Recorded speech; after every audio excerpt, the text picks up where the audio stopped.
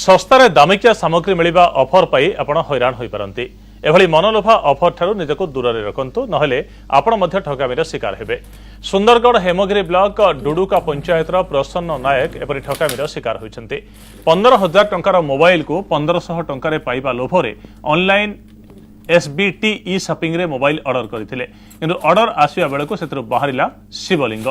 Mobile phone order କରିବା ପରେ ତାକୁ ଏନେଇ अधिक फोन कॉल माध्यम ऑर्डर कन्फर्म करा 10 दिन भितर पोस्ट ऑफिस रे टंका पैठ कला परे से पैकेट नहीं जाई परिबे बोली कहा जायतिला।